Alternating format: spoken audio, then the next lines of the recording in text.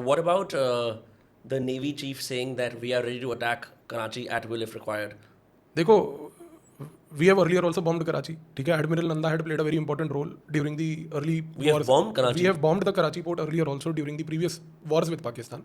So Karachi is definitely not one of the areas which is immune from Indian bombing. Number one.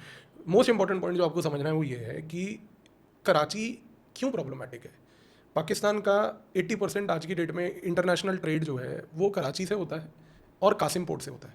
Okay. ठीक है, उनका Karachi plus Qasim port अगर आप target कर दो, और जो ग्वादर है फॉर दैट मैटर, अगर ये 3 पोर्ट्स के ऊपर अगर आपने फोकस कर लिया तो Pakistani economy can collapse in 3 to 4 weeks.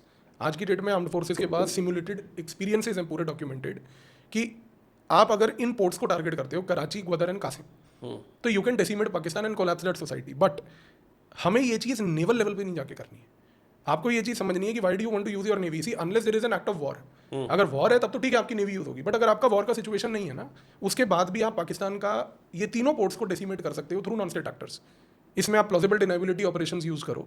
आपका मेन पर्पस ये होना चाहिए कि इंटरनेशनल लेवल पर एक नैरेटिव क्रिएट हो जाए कि sending a ship to Pakistan of any kind of goods is not safe. और अगर आपने ये अचीव किया तो इसका कॉन्सिक्वेंस होगा, लॉयड्स कंपनी जो है बेसिकली लंदन में. सो लॉयड्स इज बेसिकली एन री इंश्योरेंस कंपनी. वो पूरे वर्ल्ड की शिपिंग को री इंश्योर करती है. अगर उसने पाकिस्तान की क्रेडिट रेटिंग गिरा दी और उसने कहा कि नहीं भैया जो पाकिस्तान शिप जा रही है उसका री इंश्योरेंस हम नहीं करते, economy is finished in 3 to 4 weeks. 3 to 4 weeks, 4.5 हफ्ते नहीं लगेंगे. आप 3.5 से 4 हफ्ते के अंदर अंदर पूरी पाकिस्तान की इकोनॉमी को कोलैप्स कर सकते हो.